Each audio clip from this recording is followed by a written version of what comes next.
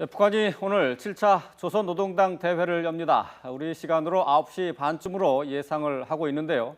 북한 매체는 아직 이와 관련해서 자세한 소식을 전하지 않고 있습니다. 네, 36년 만에 열리는 이 최대 정치 행사에서 김정은은 핵무기 개발 의지를 다시금 천명할 것으로 보입니다. 네, 취재기자 연결합니다. 이선아 기자. 네, 통일부에 나와 있습니다. 자, 아직까지 북한 매체에서 노동당 개최 관련해서 언급이 아직 안 나오고 있죠?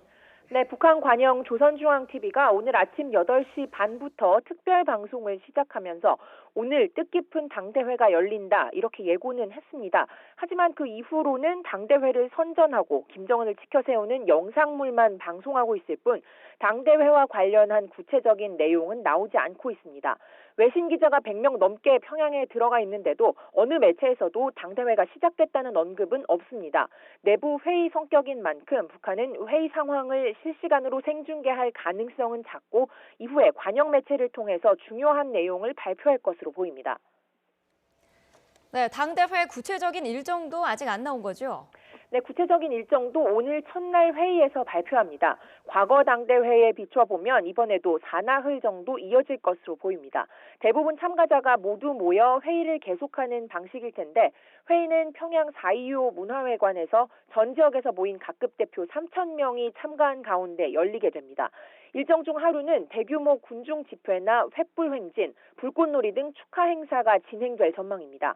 당대회 하이라이트는 새 지도부 선거가 있는 마지막 날이 될 것으로 보입니다. 네, 36년 만에 당대회. 북한이 이번 대회를 통해서 어떤 내용을 발표하게 됩니까?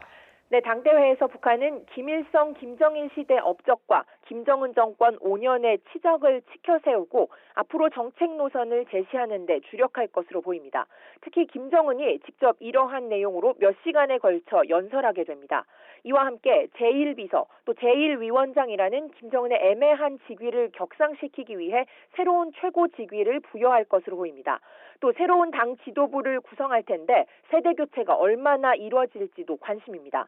사실 김정은은 이번 당대회에서 앞으로 경제 비전을 제시하려고 했을 텐데 강력한 국제사회 제재가 겹치면서 여의치 않게 됐습니다. 하지만 지난 2012년 집권 첫 해 헌법에 핵 보유국을 명시한 만큼 이번 당대회에서도 핵 개발 의지를 다시금 강조할 것으로 예상됩니다. 지금까지 통일부에서 YTN 이선아입니다.